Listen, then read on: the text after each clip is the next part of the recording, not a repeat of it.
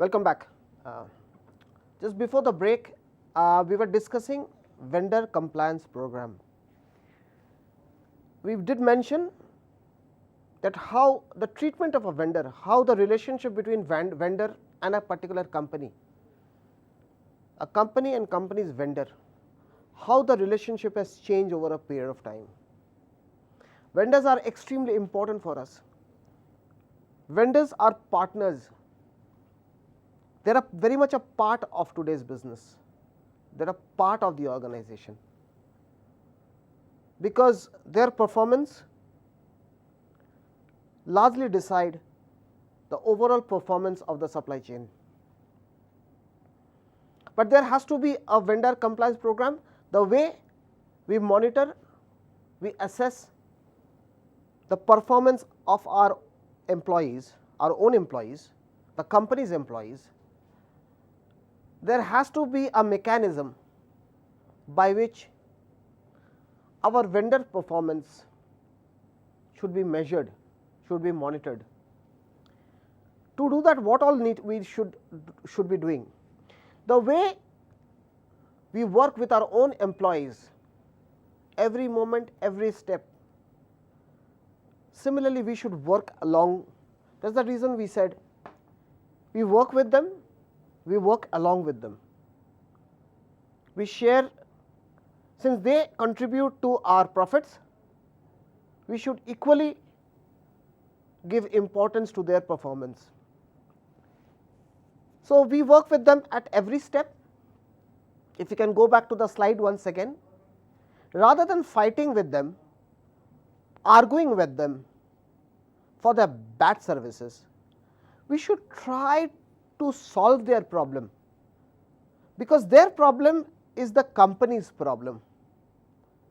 Focus on the flow and efficiency, use technology, try to predict any future or upcoming errors or disruptions, and try to create a mechanism by which such errors or disruption can be stopped. Do not allow that to flow and cause a problem. Just don't supply that you are doing something wrong. Help them to achieve a success. Exactly the way we should treat our own children or our own members of the organization. We just should not allow them to make mistakes. We should help them not to make mistakes by being proactive, by being supportive, by sharing our expertise, by telling them what to do now, in future, how to be careful. We should not be fighting with them. There has to be a mutual, there should be an atmosphere, there should be a climate of mutual cooperation. And if that happens, you build, as a logistics manager, you get some loyal and efficient vendor working for you. And if that happens, as I said, since vendors' performance are extremely crucial and critical to the company's performance, you will be actually working with some motivated vendors and service providers.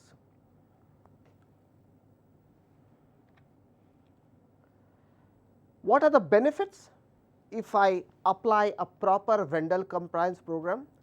Let's look at the slide first. Reliability is invaluable in this volatile industry and economy. When a VCP is successful and two companies have a great working relationship, companies will see reduced inventory and safety stock, improved warehouse operating cost, overall reduced inbound cost, enhanced customer service. Fully investing in VCP may be taxing at first, but when successful, it is worth the effort. When you execute, when you apply a vendor compliance program, initially there are some investment involved. There are some costs that has to be put in, there are some costs involved to apply vendor compliance program. But when you do that, you actually arrive at a very systematic, way of operations. You have loyal vendors with you who provides you, who are always sincerely and efficiently trying to provide their services. If they do that, you don't unnecessarily add up inventory. They will provide the supplies just in time, just when it is required. The quality will be good, the services will be good. When the services are good, it in turn adds up to the overall customer satisfaction. When the goods are delivered just in time, it reduces the safety stock. The companies don't need to have a buffer stock or a safety stock, because with a reliable and efficient vendor, he is certain to have the shipment that he has ordered in time. His lead time, if you remember, we discussed about the lead time. It is the time between when an order is placed till such time that the order is delivered. So, the lead time is not exceeded. When a lead time is not exceeded, I know I need not panic. I need not unnecessarily create an inventory with the fear that my supplier or the vendor may not supply on time. With a proper vendor compliance program, this is what I am going to create. I am going to create a very strong bonding between me and my vendors. A relationship of trust, a relationship of reliability, a relationship of commitment. And all this results in finally excellent customer service.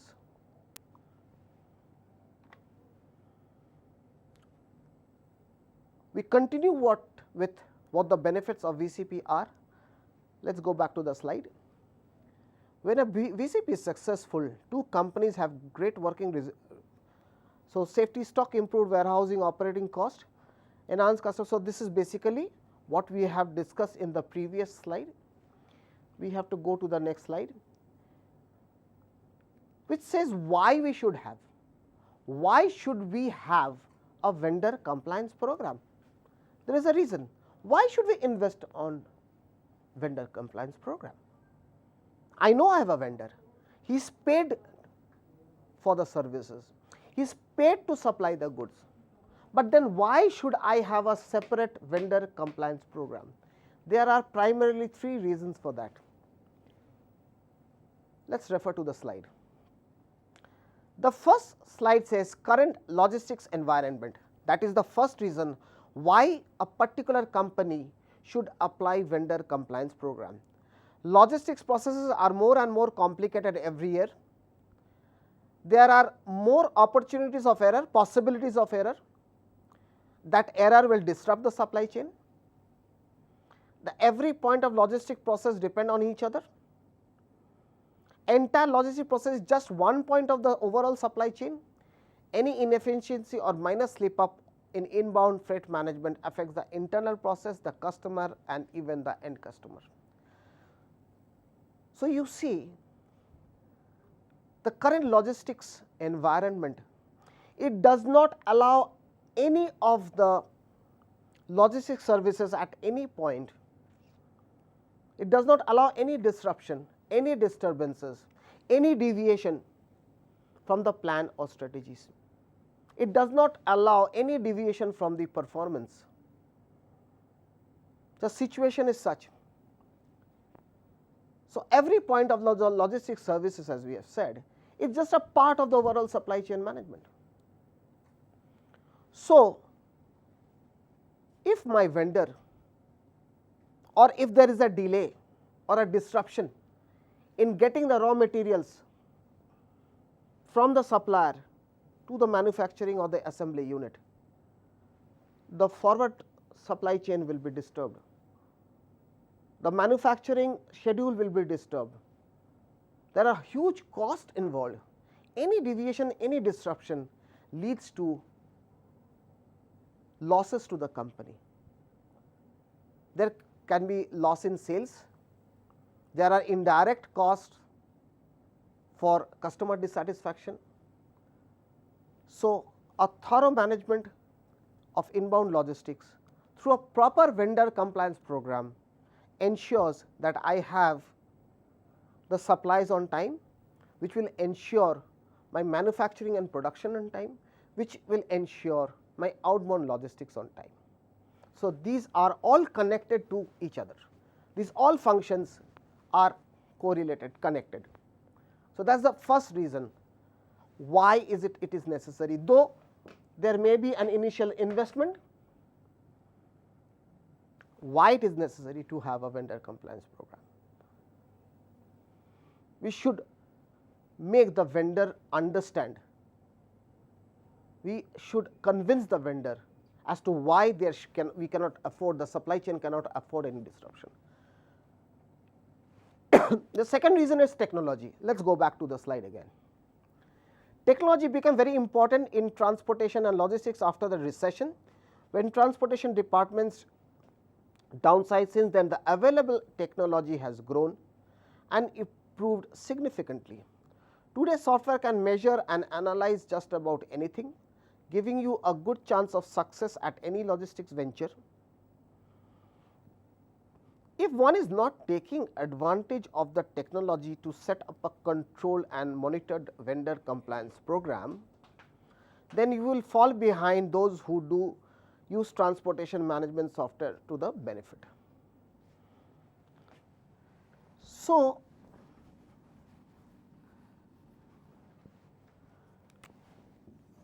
why VCP? First, we said environment,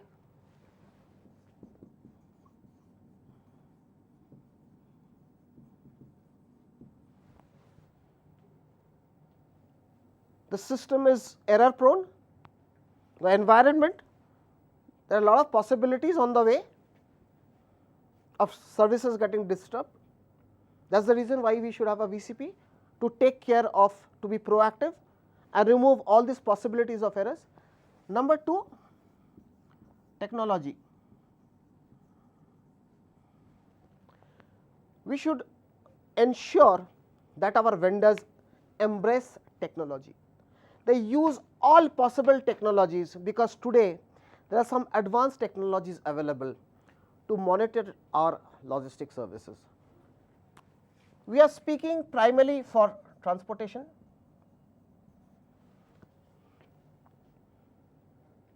Very soon we are going to discuss a software which called transport management system. Now, what does it do? There are two very important things that technology does. It helps to monitor the movement of goods, monitor the way it is happening, and also control. There is a difference between monitoring and controlling.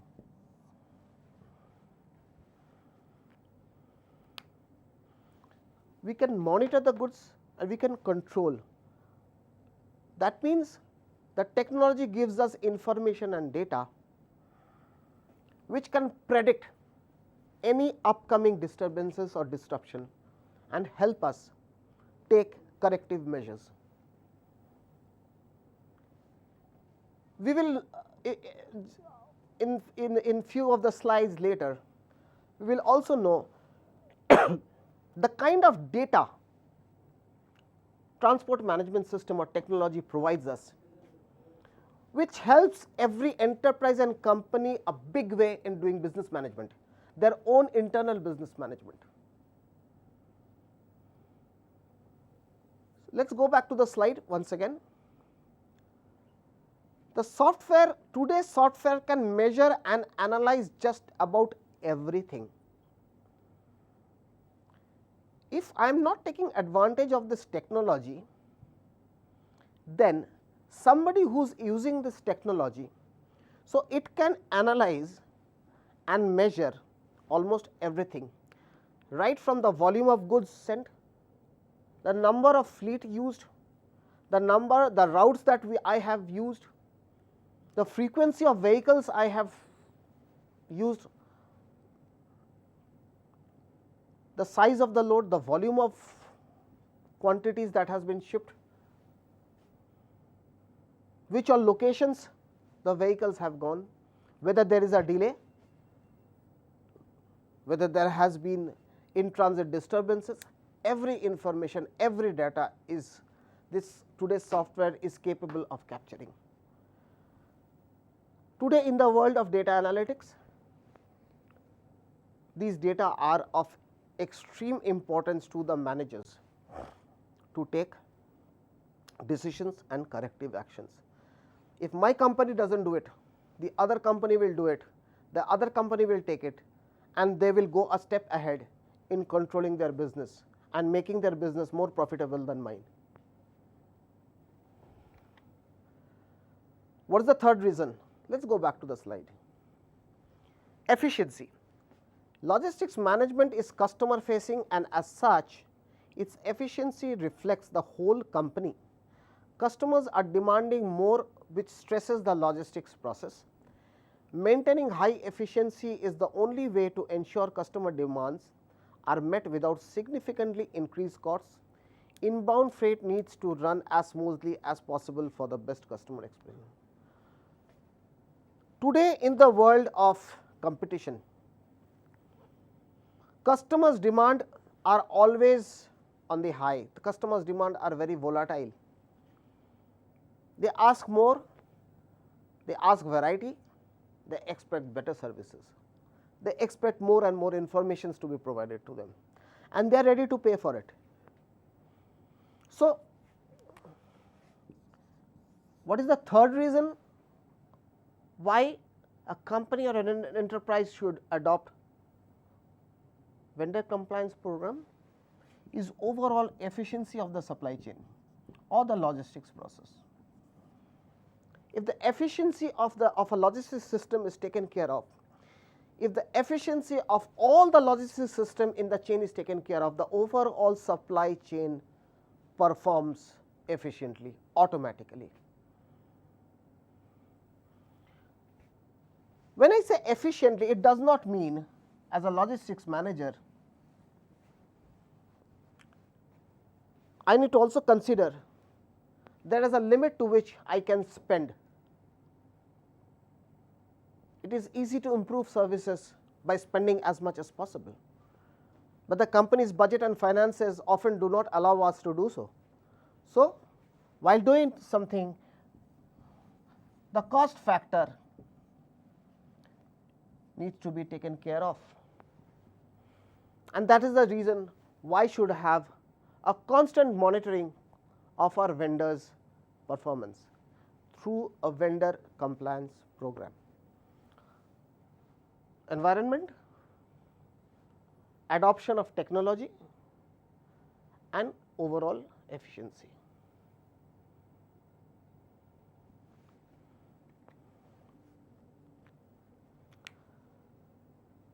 We started the discussion saying that this particular subject today revolves around inbound and outbound logistics. Let us go back and see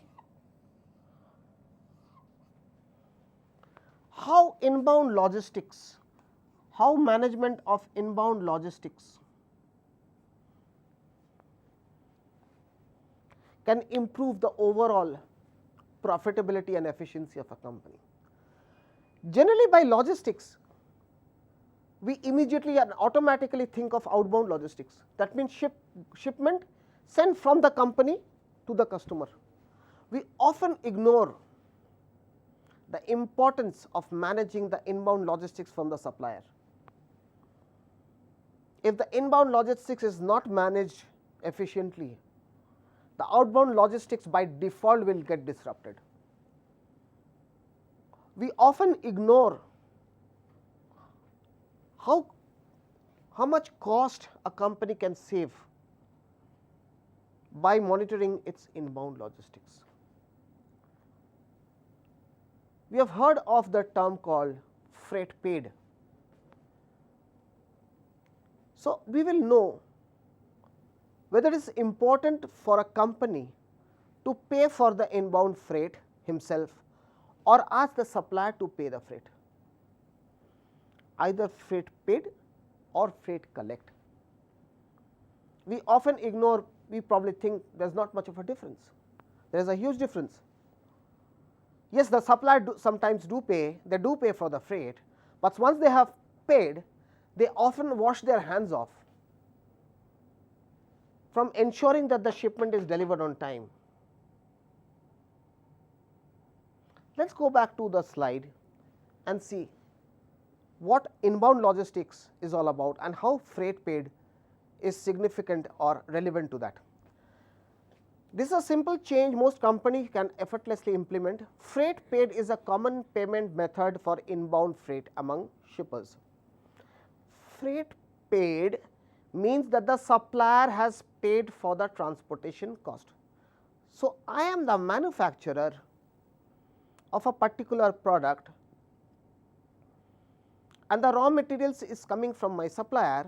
So, every time the raw materials is delivered to my manufacturing unit, the transportation cost is borne by the supplier. And let me tell you, every time it happens, the supplier makes sure that the transportation cost is hidden in the product cost. In this world of competition and profitability, nobody will spend extra. A switch to freight collect is advantageous. This is where the consignee, that means the manufacturer or the destination, would pay the freight cost. It is important to keep in mind the company who immediately pays a carrier is not necessarily the party ultimately responsible. That is what I said. If I have paid the freight cost and send the shipment for my buyer, I need not be responsible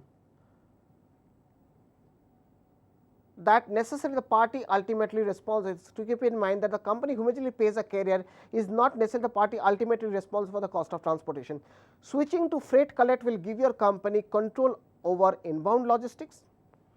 Often the true cost of transportation is hidden in the price of a product. What I am trying to say, I am the supplier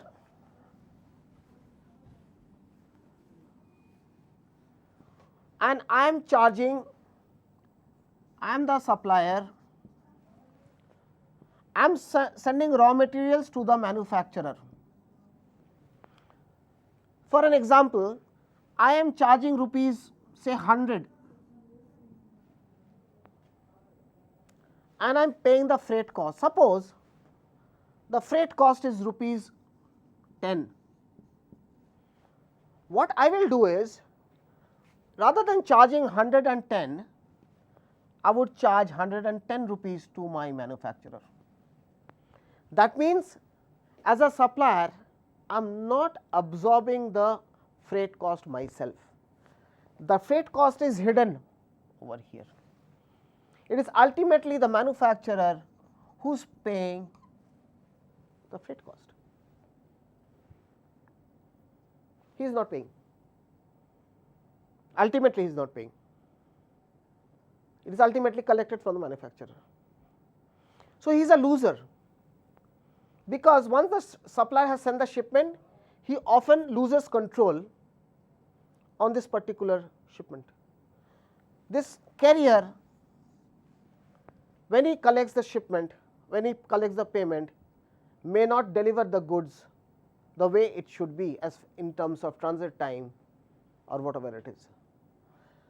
When the manufacturer pays, so this is freight paid, when it is paid by the supplier, and when the manufacturer pays the freight, it is called freight collect.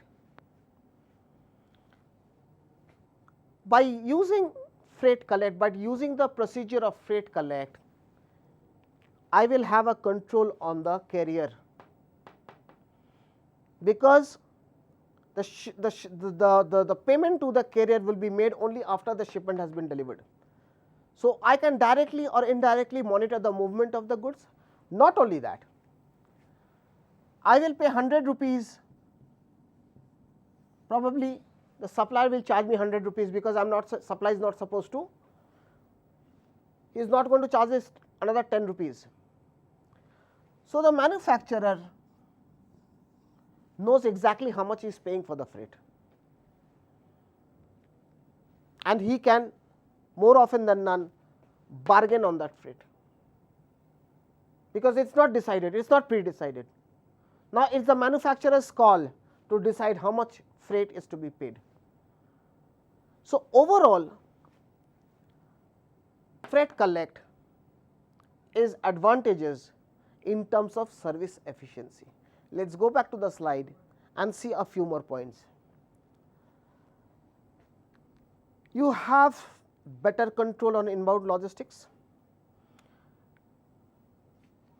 So, if you see what the manufacturer was supposed to pay, he is all paying almost 10% more than the product cost, because there is an element of freight cost which is hidden over there.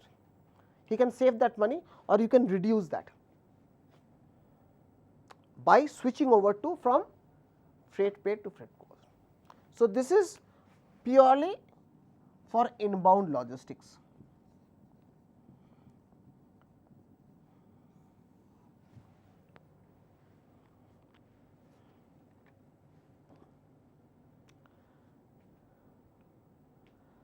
Let us go back to the next slide. When you have a control on inbound freight, you know exact transportation cost. You can streamline the truck's route by having it drive straight to your distribution center, not making an extra stop at the supplier's distributor center. Freight collect is a best practice in logistics management, because this method will give you visibility into the inbound process. Visibility makes identifying inefficiency and implement changes possible. A company can analyze carrier performance, take overall cost, predict and avoid disruptions, analyze vendor performance, then choose the best combination to save money and time. So, let us go back to the board. When I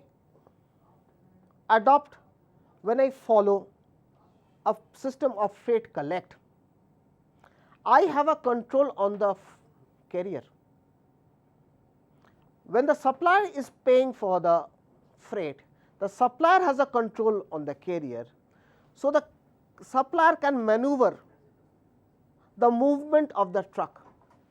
The supplier may ask the truck that before you go to the manufacturer's plant or warehouse or assembly plant or distribution center, wherever, you first go to my distribution center. He is going to add services that is going to benefit him, because he is paid for the freight. But when the manufacturer or the buyer or the destination, he takes control on the freight, the carrier movement of the carrier is in his control. He will ask the carrier that you need to report to my assembly, to my warehouse, to my stocking point, distribution center, whatever is it, directly, without going here and there, apart from deciding as to what amount that needs to be paid to him.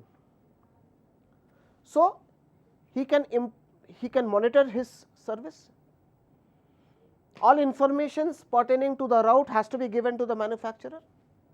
He will ensure the best possible transit time, best possible service. He can track overall cost. He can predict disruptions on the way, and he can always analyze his performance, because in freight collect it is the buyer or the manufacturer over here who has a control on the carrier. So, these are the overall advantages of the buyer or the destination point taking control of the transportation cost. It is psychology that we tend to follow instructions of people who pays us. So, in this case, it will be the transporter's responsibility to follow the destination, the manufacturer or the buyer.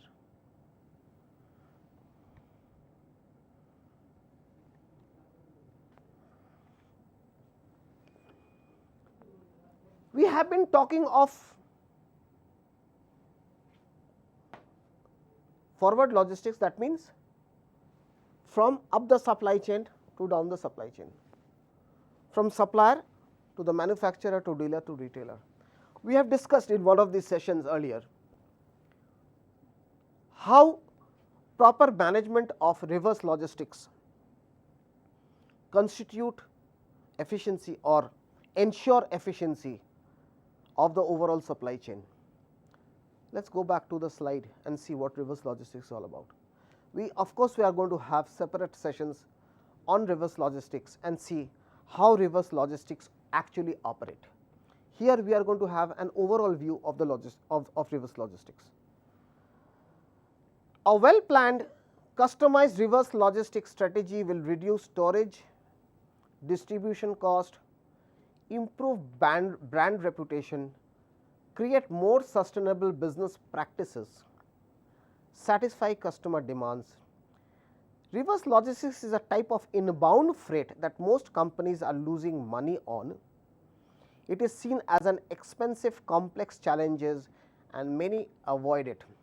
So, why are we discussing reverse logistics in inbound logistics? Because reverse logistics is a type of inbound logistics. Reverse logistics is a type of inbound logistics. Now, what is reverse logistics? We all know.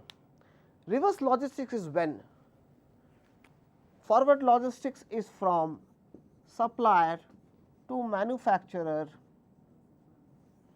to customer. This is forward. The reverse flow. Now, why is there a need of a reverse flow? Because shipment that are delivered to the end customers, the features, the quality, the volume, the type is not as per the contract, is not as per what was desired as per the contract, as per the order. So, there is a need, whether it is an industrial product or a consumer product, to be sent back. We have often seen the customer as it is are dissatisfied when they receive product which are against what was ordered. If the company does not take immediate action of retrieving the product and again delivering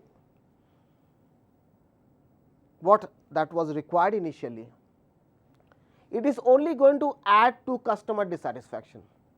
So, a very quick retrieval, a quick reverse logistics process will only ensure that the customer satisfaction is taken care of. Now, every company, they hate reverse logistics actually, because reverse logistics only add costs. You have when you deliver a product, you only charge a customer for that product and the delivery from the manufacturer to the customer. You do not charge the customer for retrieval. Now, you are bound to do a retrieval in case there is a damage, in case the shipment is not as per the customer's requirement. You are bound, you are forced to do it, because otherwise you are going to lose the customer. Now, when you do a reverse logistics, statistics show there is almost an 8 to 10% addition to the there is an addition to cost which is almost 8 to 10% of the product cost. So, by applying reverse logistics, the company's profitability is shrinking. So, companies, but in this world of competition, where we are trying to do a waste management, where we are going to create, because reverse logistics is not only sending back damage consignment, it is also about waste management. We want to create a greener and a lesser polluted atmosphere. So, reverse logistics is a must. In the next session, we are going to discuss more on inbound and outbound logistics.